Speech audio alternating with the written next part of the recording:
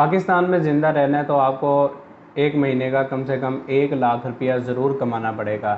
اگر آپ اس سے کم کماتے ہیں تو پاکستان میں سروائیو کرنا ناممکن ہے۔ بالکل ایسا ہی جیسا کہ اگر آپ کسی شیر کے جبڑے میں، شیر کے منہ میں اگر آپ ہاتھ ڈالتے ہیں تو اس سے ہاتھ بچا پانا، زندگی کو بچا پانا ناممکن ہے۔ ایسے ہی اگر آپ پاکستان میں رہتے ہیں تو پاکستان میں اگر آپ ایک مہینے میں اگر 1 لاکھ روپیہ نہیں کماتے ہیں تو آپ پاکستان میں کسی بھی صورت نہیں بچ سکتے ہیں۔ میں آپ کو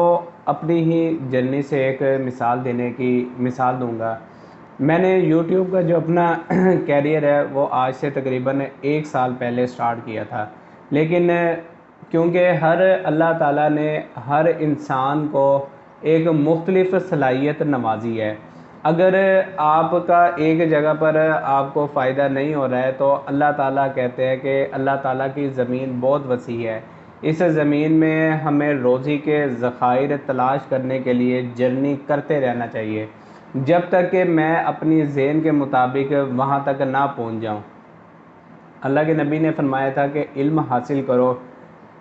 اس کے لیے تمہیں چین تک ہی کیوں نہ جانا پڑے۔ میں نے آج سے، آپ سوچ رہے ہوں گے کہ بھئی میرے اس بندے کے نہ اتنے سبسکرائبر ہیں، نہ اتنا زیادہ یہ یوٹیوب کے اوپر اتنا زیادہ یہ سکسیسفل جا رہا ہے، نہ اس کی پریویس ویڈیوز کوئی گرو کر رہی ہیں، لیکن دوستو اللہ تعالیٰ نے ہر انسان کو مختلف صلاحیتوں سے نوازا ہے۔ میں نے جب یوٹیوب کا اپنا جرنی سٹارٹ کیا تو میں نے یہ دیکھا کہ بھئی میری یہاں پر میں نے مشقت کرتا رہا، میں نے یوٹیوب کو ہی اپنا سب کچھ نہیں بنا لیا۔ ہماری فیملی شروع سے بزنس مین تھی، بیچ میں فیملی میں بہت زیادہ کرائسس آئے تو ڈاؤن ہوتے گئے، بہت زیادہ نقصانات ہوئے، لیکن میں نے ہمت نہیں ہاری۔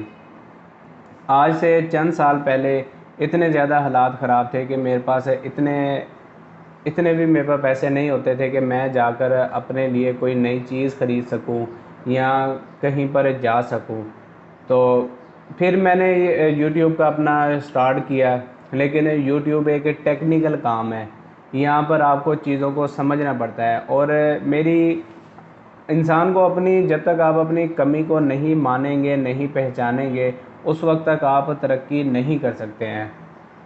میں نے چیزوں کو سمجھنے کی کوشش کی، میں نے یوٹیوب کو بہت زیادہ سمجھنے کی کوشش کی، لیکن یوٹیوب ایک ٹیکنیکل کام ہے، یہاں پر سمجھنا پڑتا ہے، آپ کو ٹائم دینا پڑتا ہے، اور میرے پاس اتنا زیادہ ٹائم اور اتنی زیادہ میری ذہنی صلاحیت نہیں تھی کہ میں یوٹیوب کے انالیٹکس کو سمجھ سکوں۔ تو پھر میں نے وہ کیا جو اللہ تعالیٰ نے کہا ہے۔ اگر آپ کا ایک جگہ پر آپ کو کامیابی نہیں ہو رہی ہے تو آپ اس کو چھوڑ دیں۔ عربیوں کی بہت ہی مشہور کہاوت ہے، اللہ تعالیٰ نے عربیوں کو بہت زیادہ عقل بھی دی تھی کہ قرآن پاک کسی وجہ سے ہی عربوں کے اوپر نازل فرمایا گیا۔ عربیوں کی ایک بہت مشہور کہاوت ہے، جب تم میں کسی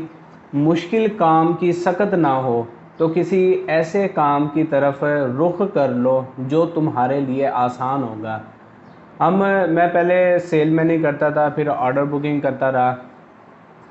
تعلیم میری اچھی ہے، تعلیم ایسے نہیں کہ ان پڑھ نہیں ہوں، لیکن یہ ہے کہ میں پڑھنا لکھنا جانتا ہوں۔ تو میں نے اپنی ان صلاحیتوں کو استعمال کرنا شروع کیا۔ میں نے جوتوں کا کاروبار شروع کر لیا۔ جوتوں کے کاروبار میں پھر میں نے بہت چھوٹے لیول سے شروع کیا، لیکن جو ہمارا فیملی بیک گراؤنڈ تھا وہ بہت ہی زیادہ اپ والا تھا۔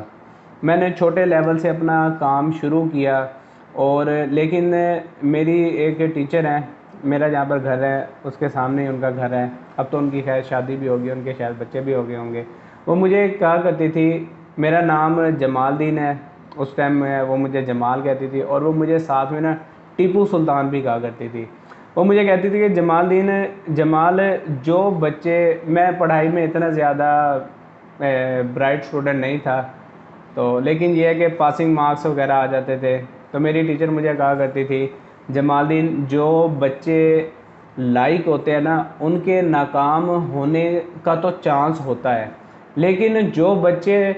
محنتی ہوتے ہیں نا وہ زندگی میں کبھی بھی ناکام نہیں ہوتے ہیں۔ ہمارا یہ ایک ایجوکیشنل ٹریپ ہے جس نے ہمیں پھنسایا ہوا ہے کہ بھئی اگر آپ کے پاس ڈگری نہیں ہے تو آپ کو اچھی نوکری نہیں ملے گی۔ مسلمان تو وہ ہے کہ جو ایک جہان آباد کر دیتا ہے۔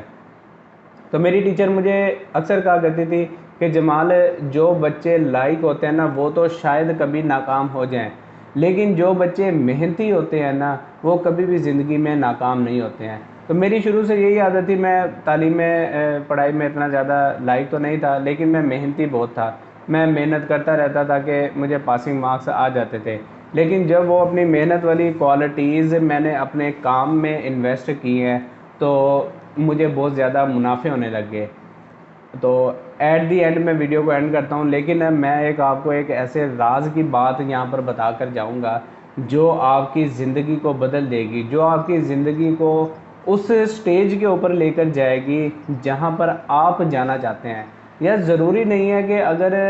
ایک بندہ اگر لاکھ روپیہ نہیں کماتا ہے تو کیا اس کو جینے کا حق نہیں ہے؟ اگر پیسہ ہی سب کچھ ہوتا تو اللہ کے نبی کے پاس تمام دنیا کی تمام دنیاوی نعمتیں اور آسائشیں نبی کے پاس ہوتی صلی اللہ علیہ وآلہ وسلم۔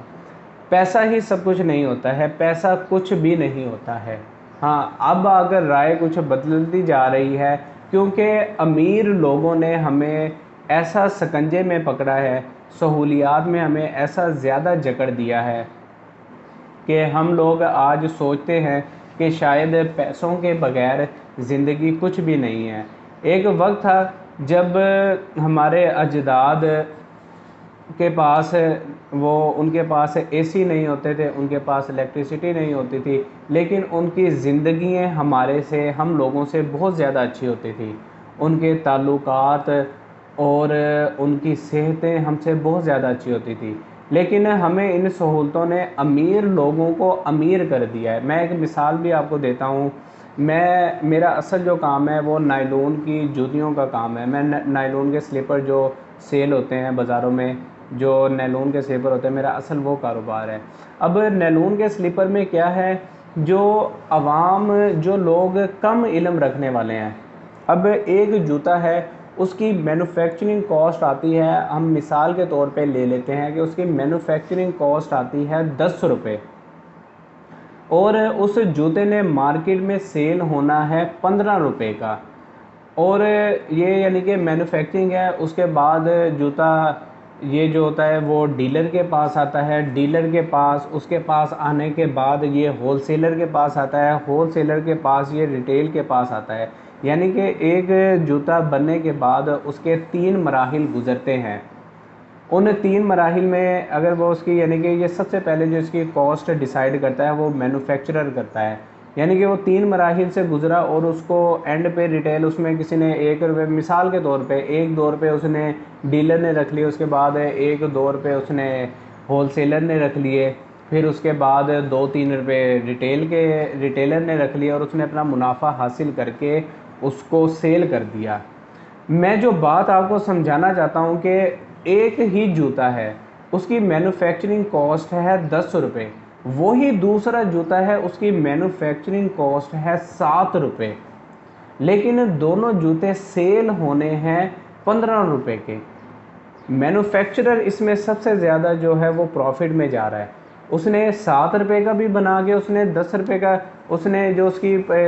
کاسٹ اس نے رکھی ہے اس نے 10 روپے کا سیل کیا، جو 8 روپے کا بھی اس نے بنایا وہ بھی اس نے 10 روپے کا سیل کیا۔ اب یہاں پر ہمارے لیے کیا ہے، ایک عام پاکستانی کے لیے کیا ہے، اس کے لیے وہ اس میں یہ بناتے ہیں کہ بھئی یہ ڈیزائن نیا ہے، حالانکہ اس کی کاسٹ بھی وہی ہے، اس کے اندر مٹیریل بھی وہی ہے، اس کی مینوفیکچرنگ کاسٹ بھی وہی ہے، لیکن وہ والا جوتا مہنگا سیل ہوتا ہے، اور لوگ اس چیز کے اوپر بہت زیادہ جاتے ہیں کہ بھئی یہ نیا ڈیزائن ہے، نیا ڈیزائن ہے، ہم نے تو یہی خریدنا ہے۔ آپ اپنی ضرورت کو دیکھیں، اپنی شوق کو تھوڑا سا سائڈ پہ کریں اور اپنی ضروریات کو دیکھیں کہ مجھے اس چیز کی ضرورت ہے، میری اگر ضرورت اگر یہ پرانا ڈیزائن بھی پوری کر رہا ہے تو میں نئے ڈیزائن کے اوپر زیادہ پیسے دے کے امیر کو امیر کرتا جاؤں گا اور اپنی جیب میں خالی کرتا جاؤں گا۔